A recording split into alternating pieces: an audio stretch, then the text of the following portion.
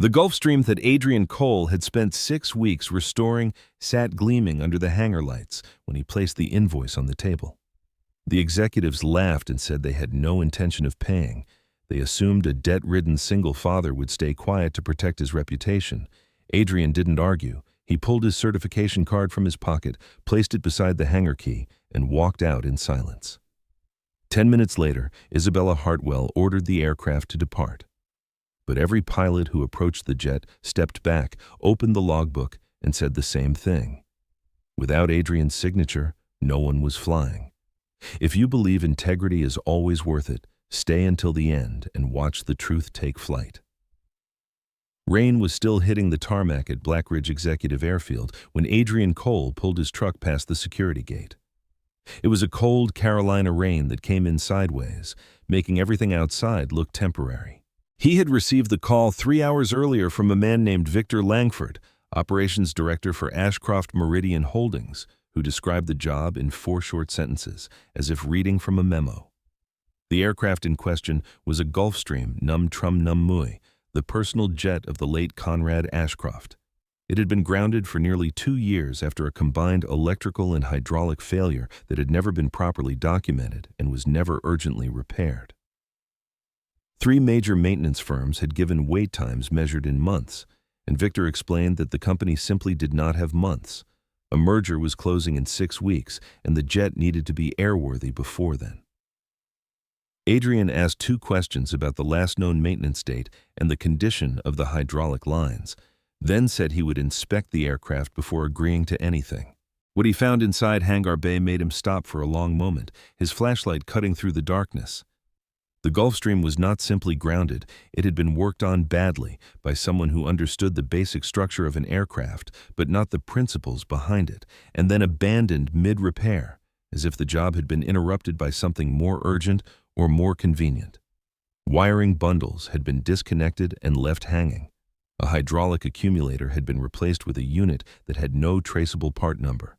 The maintenance logs were missing entire sections that should have covered the previous Bamui Thang of operation. Adrian had seen deferred maintenance before, aircraft pushed beyond service limits by operators who trusted luck more than procedure. But this was different. This looked like someone had deliberately made the work difficult to trace. Victor Langford arrived at the hangar Haimui minutes later in a suit worth more than Adrian's monthly bank payment. He presented the terms with the calm confidence of someone used to being obeyed before the conversation even finished. The contract would cover parts, labor, and a completion bonus if Adrian delivered the aircraft on schedule. The amount sounded generous, but it was delivered in a tone that felt more like expectation than negotiation. Adrian asked for the complete maintenance records, everything, including third-party service orders. Victor replied that he would have someone gather what was available, which was not the same as confirming those records actually existed. He ended the conversation by insisting the job simply needed to get the aircraft flying. That prior work only needed to be completed, and that Adrian should not let paperwork interfere with practical progress. Adrian was still crouching under the forward avionics bay when a second set of footsteps echoed through the hangar, lighter and more deliberate, and he looked up to find Isabella Hartwell standing inside the door, with her coat still damp from the rain. She was Ba Mui Tam, composed in the way people are composed when they have been trained since childhood never to let a room see them off balance, and she studied him with the specific skepticism reserved for people who have received too many professional assessments and have stopped believing any of them. She asked if he could deliver what the other firms had declined to take on, and Adrian stood up slowly, wiped his hands on a shopcloth, and told her he could not promise the aircraft would be ready in weeks, only that it would not leave the hangar before it was safe. The look she gave him suggested a woman deciding whether an answer was a refusal or a warning, and she said nothing before turning back toward the rain. Nora called while Adrian was locking the truck, her voice carrying the particular combination of lightness and concern that teenagers deploy when they want to know something difficult without appearing to ask. He told her the job looked big, told her he would let her know how it went, and said nothing about the loan notice sitting on his desk at home or the number of weeks remaining before the bank's patience expired.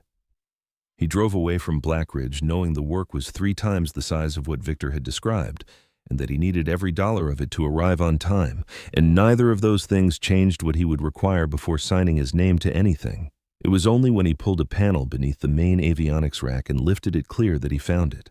A component installed where a different component should have been, carrying a serial number that matched no manufacturer's catalog entry he had ever seen, occupying a position in the system that governed the aircraft's directional flight surfaces.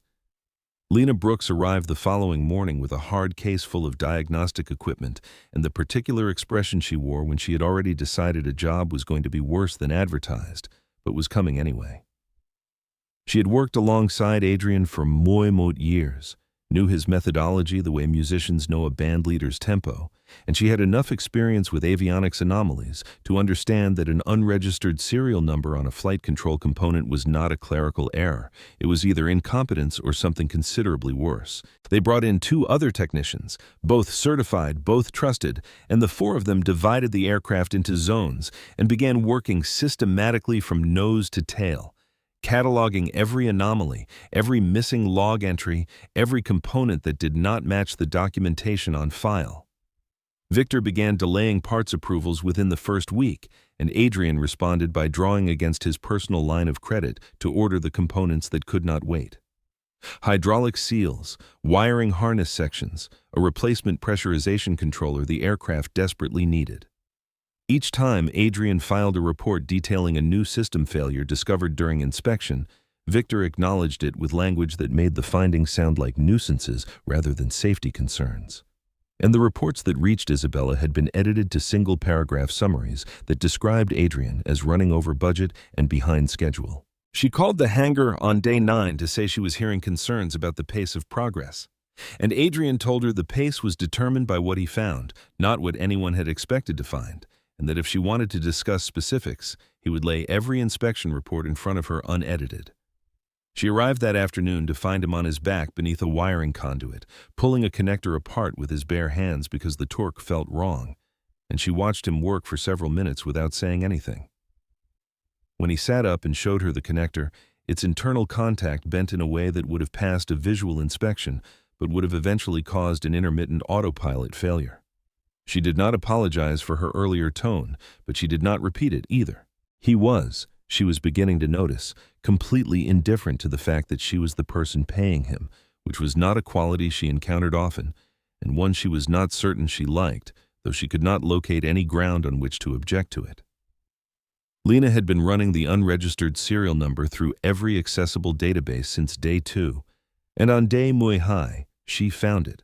A component supplied by a company called Vanguard Aero Supply, a firm incorporated 3 years earlier that had billed Ashcroft Meridian's aviation division for more than bon $2 in parts over its short existence. Every purchase order, every approval signature, and every disbursement record traced back to a single name.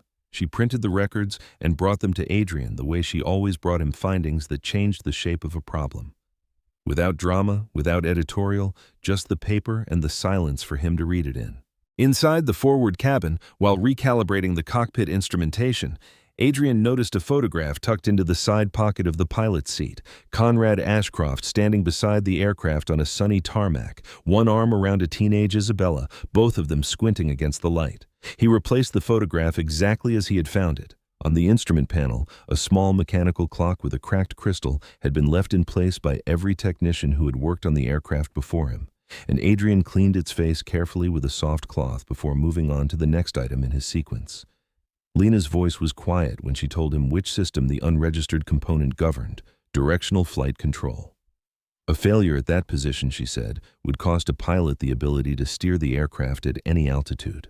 Adrian submitted the formal request to replace the entire flight control assembly the next morning, and Victor rejected it before noon. The schedule did not permit a full assembly replacement, Victor explained in a message routed through Isabella's assistant, and the component in question had been cleared by a certified engineer whose documentation was already on file. Adrian pulled the name from the file, checked the certification records, and found the engineer had left the company's employ months before the date printed on his sign-off. Someone had used his name on a document after he was gone. Adrian photographed the discrepancy, noted it in his private log, and continued working because the people who falsify records do not stop when they are suspected, they accelerate. 3 days later, he discovered that the addendum to his original contract had been altered. The delivery date, which had been listed as a target, had been rewritten as a binding deadline. And the penalty clause attached to it would allow Ashcroft Meridian to withhold all final payment if the aircraft was not delivered by that date. Adrian had not initialed any revision. He retrieved his email record of the original and filed both documents together. Isabella came to the hangar at Chinzhou in the evening, running on 4 hours of sleep and carrying the tension of someone who has been told two contradictory versions of the same situation and has not yet decided which to believe. Victor had told her Adrian was threatening to withhold delivery unless he received payment beyond the original contract, that the delays were deliberate leverage, and that the company should consider legal action if he did not comply by the end of the week. She said all of this directly, standing in the center of the hangar with the aircraft large and still between them. Adrian listened without interrupting, then reached into his work bag, retrieved a single bolt, and placed it on the tool chest between them. He told her to compare it to the part number listed on the most recent Vanguard Aero Supply invoice for that assembly. The bolt was from the aircraft's directional control linkage, and when Isabella pulled up the invoice and read the part description, the specifications did not match what she was holding in her hand. She did not say anything for a moment, and Adrian did not press her because he understood the difference between a person considering implications and a person looking for a reason to dismiss them. Victor arrived at the hangar within Moilum minutes, meaning someone had called him. He explained to Isabella that minor component substitutions were standard practice, that the parts were functionally equivalent, and that Adrian was dramatizing a routine procurement variation to manufacture the appearance of a safety crisis. He spoke with the ease of someone who had repeated a similar explanation many times before. Then he turned to Adrian and said, quietly enough that Isabella would not fully catch the words, that a man with a bank foreclosure notice on his property was not in an advantageous position for a legal contest with a company that employed bon mot attorneys. Adrian nodded once and went back to work. That night, he copied every file, photograph, and data record he had assembled onto 3 separate drives stored in 3 different locations. Isabella returned alone at Moi Majo Bamui Foot with 2 cups of coffee, and they sat on the maintenance steps for a while without talking about the aircraft. She asked about his daughter. He said she was ready to be somewhere new. He asked how long her father had owned the plane. She said since before she could remember, and her voice shifted in a way she did not try to hide. By morning, every Vanguard Aero Supply file had been deleted from the company's maintenance server.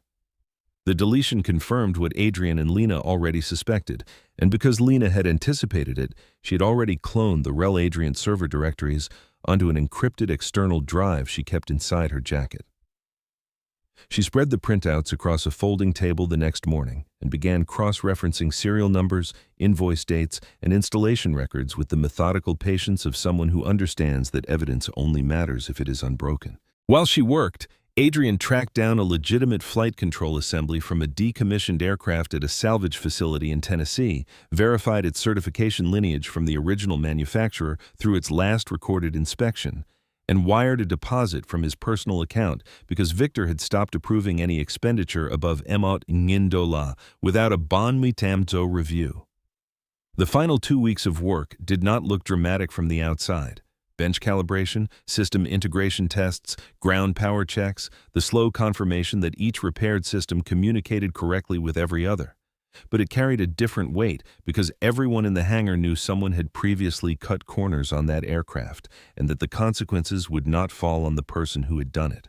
The morning the engines turned over for the first time, the sound moved through the hangar floor and up through the walls, and 2 technicians stopped what they were doing and simply listened. Lena allowed herself a single exhale of satisfaction before picking up her clipboard again. Isabella arrived without notice while the auxiliary power unit was still running, and she stood at the hangar entrance for a moment without walking in, as though she needed time before letting herself be fully present. When she came forward and placed one hand along the lower edge of the fuselage, Adrian, who recognized that gesture, did not interrupt it. She thanked him in a register that had nothing to do with professional courtesy, the voice people use when they are speaking about something that cannot be fully articulated and are proceeding anyway. Victor was already in motion before Adrian finished explaining that the inspection was not complete, that a final systems verification remained, and that provenance for all flight-critical components needed independent confirmation before any airworthiness sign-off. He stepped forward with a delivery schedule on company letterhead and explained that the merger timeline was fixed and that the aircraft would be released to flight operations by morning. Adrian said the inspection timeline was also fixed and that it was fixed by safe operation rather than any business transaction. That evening, without Adrian's knowledge, Victor directed a technician to return a box of old Vanguard components to the hangar storage room, positioning them where they could later be characterized as unauthorized parts Adrian had sourced himself. The technician did as instructed and did not ask questions, a pattern Victor had been cultivating for years. Adrian submitted the completed invoice the following morning. Haitrum Bonming Indola itemized across labor, authorized parts, the funds he had personally advanced, and the completion bonus stipulated in the original contract. Victor convened a meeting with the legal team before lunch. When it concluded, Adrian was notified that Ashcroft Meridian was withholding final payment pending investigation into alleged contract violations, including the deadline he had not agreed to and parts he had not purchased. Victor delivered the conclusion himself, standing in the hangar doorway with the composure of a man observing the formality of an outcome already decided. He told Adrian the company would not be paying. He offered a smaller sum directly to Adrian personally in exchange for a signed airworthiness certificate. Adrian placed the hangar key on the workbench. He kept the certification card. He told Victor that Ashcroft owned the aircraft, but that no one in the building had the authority to declare it safe to fly. The following morning arrived clear and cold, and Isabella came to Blackridge with a car service and a schedule that required wheels up by Chingio. Victor had briefed her that Adrian had abandoned the project after failing to extract additional payment, that the aircraft had been properly completed, and that a sign-off from another technician would be handled within the hour. She walked into the terminal, believing the situation had been managed, that the delay had cost them nothing beyond a contract dispute, and that the inconvenience was behind her. She did not yet know that Captain Grant Hale had been in the hangar since Bezo Bamifut. Grant was 55 years old, had flown Conrad Ashcroft to 6 continents, and carried the professional gravity of a man who had spent 3 decades understanding that physics does not negotiate with schedules. He had opened the maintenance logbook, read Adrian's technical notes, observed the absence of a final airworthiness certification, and placed the logbook back down with finality. When Victor told him the certification would be issued by end of day and he could begin pre-flight, Grant replied that he would begin pre-flight when the certification was issued, and that those two events were not interchangeable. Victor called the backup first officer. The first officer asked if Adrian Rourke had cleared the aircraft, and when Victor said Rourke was no longer involved, the first officer said he was not available for the departure. 2 contract pilots were then contacted and offered double pay. The first declined after hearing about the incomplete sign-off. The second arrived, walked around the aircraft, read Adrian's logged control assembly anomaly, and drove away without entering the hangar. Isabella asked Grant directly why he would not fly. Grant told her about the day he had arrived to find a young maintenance technician refusing to let Conrad Ashcroft board the aircraft until a fuel feed irregularity was corrected. One Conrad had dismissed as minor, one Adrian had documented in detail, and one later confirmed by the manufacturer as capable of causing engine failure in cruise. Conrad had been furious, threatened Adrian's job in front of witnesses, and accused him of overstepping authority. 2 weeks later, Conrad sent Adrian a letter. Grant said he had never read it, but had heard it described, and that from that day forward, Conrad had trusted Adrian's signature because he had seen what it cost Adrian to withhold it. Victor proposed finding a third-party inspector to issue the certificate on an expedited basis. 3 names were contacted. Each said the same thing. When a technician of Adrian Rourke's standing had written an open technical discrepancy into a maintenance log, no responsible inspector would sign over it without a physical resolution. The discrepancy Adrian had entered was specific, documented, and referenced an unverifiable component serial number, the kind of entry that could not be dismissed without examining the component itself. The merger's closing window was narrowing. A financial newsletter raised questions about whether Ashcroft Meridian's leadership transition was proceeding smoothly. The board sent Isabella 3 messages before noon. Victor told her the situation was Adrian holding the company for a larger payment, and she stood in the terminal looking at the aircraft on the tarmac, thinking about the bolt he had placed on the tool chest and the way the part numbers had not matched. She walked back into the hangar alone. She opened the small private cabinet built into the bulkhead behind the co-pilot's seat, the one Conrad had always kept locked. Inside, beneath a folded navigational chart, was a sealed envelope with a name written in her father's handwriting, Adrian Rourke. The letter was 4 paragraphs long, handwritten on Ashcroft Meridian letterhead, dated 3 years before Conrad's death. He had written it after a maintenance review that he described as having opened his eyes to something he had been choosing not to see. The tone was not corporate, it was personal, deliberate, a man writing something he intended to act on but had not yet decided when. Conrad wrote that the only reason any aircraft in his fleet had remained airworthy was because there were still people in the maintenance chain who refused to treat their professional signature as a courtesy. People who understood that certification did not exist to document that work had been done, but to guarantee that it had been done correctly. He wrote that such people were inconvenient, expensive, and absolutely essential, and that any operation that allowed them to be pressured into compromise had already begun to fail, even if no one had noticed yet. The second item in the cabinet was a small voice recorder. When Isabella pressed play, she heard her father's voice in a quality that felt both wrong and painfully real, too close, too immediate, filling the cabin with a presence that had been absent for months. The recording was a conversation between Conrad and Victor made approximately 8 weeks before Conrad died. In it, Conrad was asking, in the patient tone he used when he already knew the answer and was giving someone the chance to confess before he reached it himself, why the aviation division's maintenance budget had increased by $1 over 3 years, without any corresponding increase in fleet size or flight hours. Victor's explanation was smooth, detailed, and plausible, and Conrad said he understood. Then, at the end of the recording, Conrad stated he would request a full audit of all third-party vendor relationships in the aviation division after returning from his upcoming international trip. The recording ended there. Conrad never returned from that trip. Isabella drove to Rourke Airworks and arrived to find a bank closure notice on the front door and Adrian inside stacking tools into crates with the quiet efficiency of someone who keeps moving because stopping changes nothing. She told him about the letter and the recording. She said she was prepared to pay the invoice immediately and asked him to return and complete the certification. Adrian set down the wrench he was holding and told her that his signature covered the entire aircraft, including every component installed before his arrival, and that payment could not change the provenance of a flight control part that traced to no legitimate source. She asked what he needed. He said he needed an independent inspection authority with no connection to Ashcroft Meridian's procurement chain, a full traceability review of every flight-critical component, and full payment to his team regardless of the outcome of that review. He said the problem was not the work he had done, but the work done before him, work someone had tried to hide inside his. He spread the documents across the work table.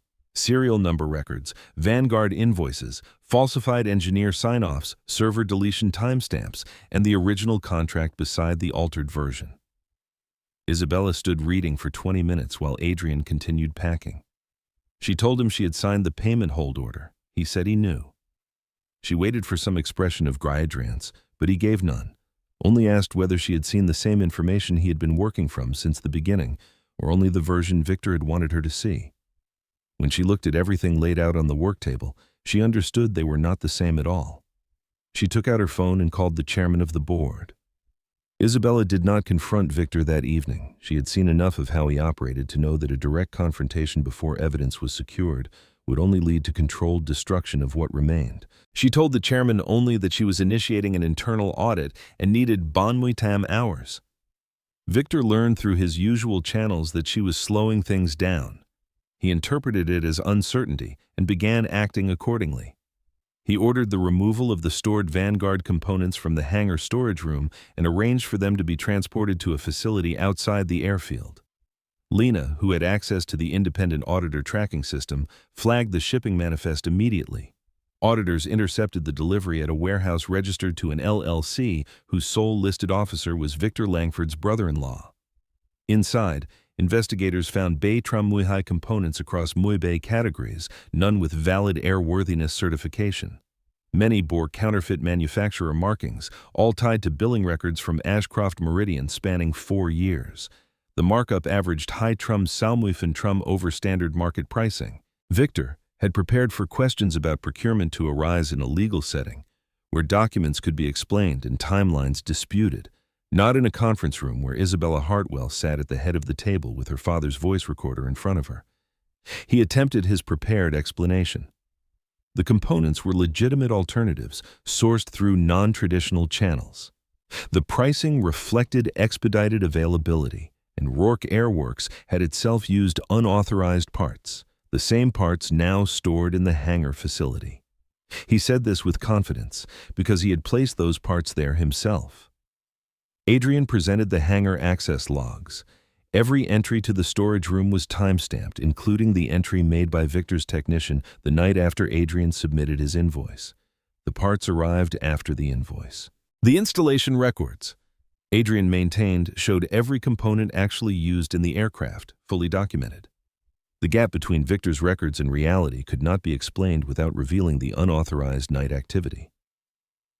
Victor shifted strategy and addressed the board directly, pointing out that Adrian had been terminated by a previous employer 7 years earlier, that he had a history of contract disputes, and that financial pressure gave him incentive to fabricate a crisis. Adrian responded that the termination was factual and documented. He had refused to certify a batch of components from an unapproved vendor, refused to alter his inspection report, and was subsequently dismissed. That same batch had later been recalled following a federal aviation investigation. The recall documentation was included in page Moi High of the board materials. Victor had no response to page Moi High.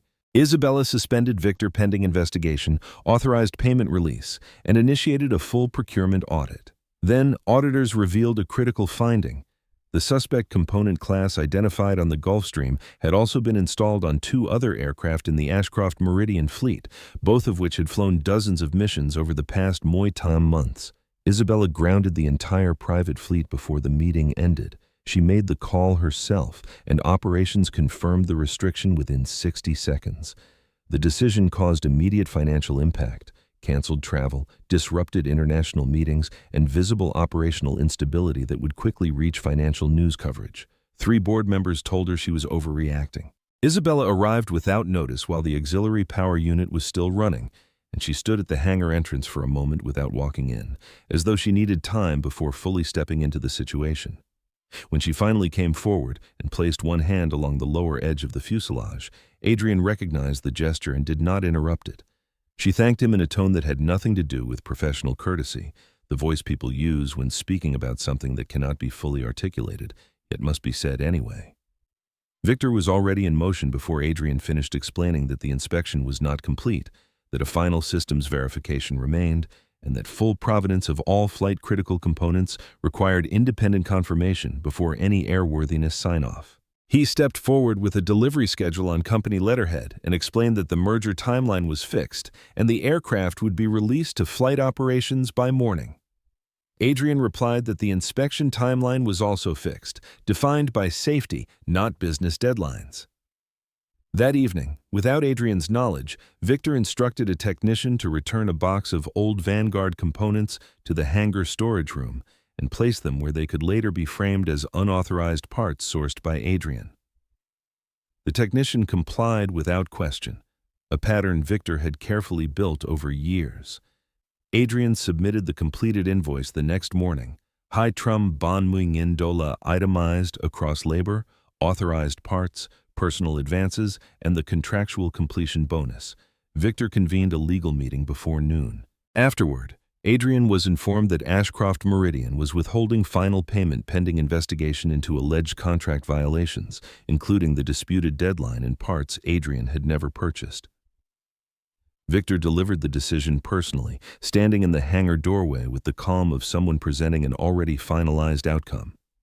He told Adrian the company would not pay. Instead, he offered a reduced personal settlement if Adrian would sign the airworthiness certificate.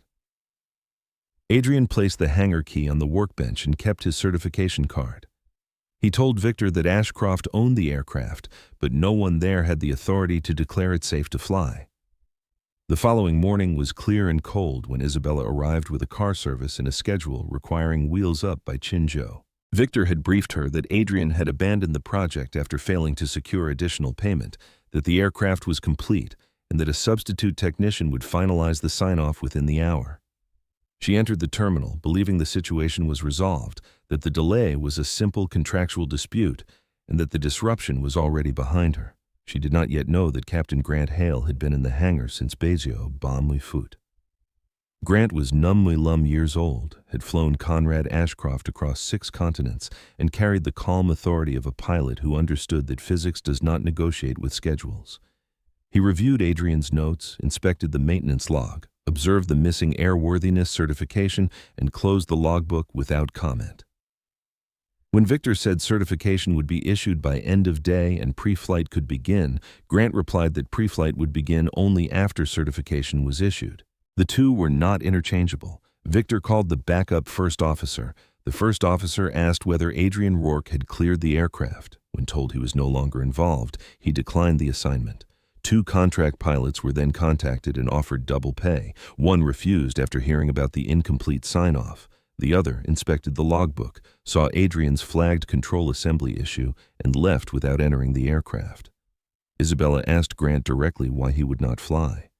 Grant described a past incident in which he had watched a young technician refuse to allow Conrad Ashcroft to board until a fuel feed irregularity was corrected, an issue Conrad dismissed, but Adrian had documented in detail, and which was later confirmed by the manufacturer as a serious defect capable of causing engine failure in crews. Conrad had been furious, threatened Adrian's job in front of witnesses, and accused him of overstepping authority. 2 weeks later, he sent Adrian a letter. Grant said he had never read it, but had heard about it, and from that day forward Conrad trusted Adrian's signature because he had seen the cost of Adrian refusing to give it. Victor proposed bringing in a third-party inspector for expedited certification. 3 firms were contacted, and each gave the same answer. No responsible inspector would sign over a documented, unresolved discrepancy of that nature without physical verification of the component itself. The merger window continued to narrow. Financial reports began questioning Ashcroft Meridian's leadership stability. The board sent Isabella multiple messages before noon. Victor insisted Adrian was holding the company hostage for more money. Isabella stood on the tarmac looking at the aircraft and thought back to the bolt Adrian had placed on the tool chest and the mismatch in specifications. She returned to the hangar alone and opened a locked cabinet behind the co-pilot's seat, the one Conrad had always kept sealed. Inside was a folded chart and a sealed envelope addressed to Adrian Rourke in her father's handwriting. The letter, written 3 years before Conrad's death, described a maintenance review that had changed his perspective. He wrote that the fleet remained airworthy only because some maintenance personnel refused to treat certification as a formality. They understood it as a guarantee, not paperwork.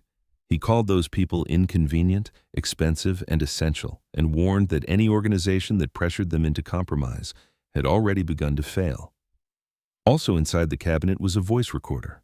When Isabella played it, she heard her father's voice in a recording made 8 weeks before his death. In it, Conrad questioned Victor about a Bamui Trum increase in maintenance costs over 3 years without any increase in fleet usage. Victor gave a detailed explanation. Conrad said he understood, then stated he would initiate a full audit of third-party vendors after his upcoming international trip. The recording ended there. Conrad never returned. Isabella went to Rourke Airworks and found a bank closure notice on the door. Inside, Adrian was packing tools into crates with quiet efficiency. She told him about the letter and the recording and said she would pay immediately if he completed certification.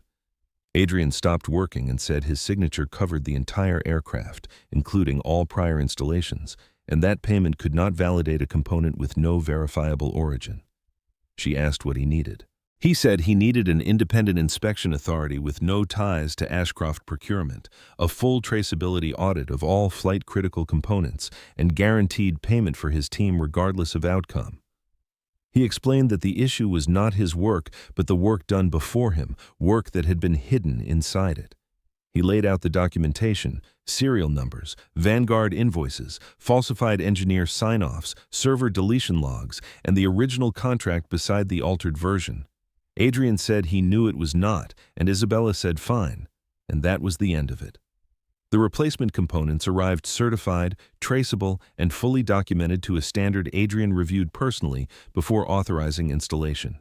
When the work was finished and the final inspection sequence was complete, he stood in the cockpit for a moment, looking at the instrument panel and the small clock with its cleaned crystal still mounted above the radio stack. Then he signed his name to the airworthiness certificate. Not because Isabella Hartwell held the title, not because the payment had arrived, not because any schedule required it, but because the aircraft was safe, and that was the only condition under which his signature had ever meant anything.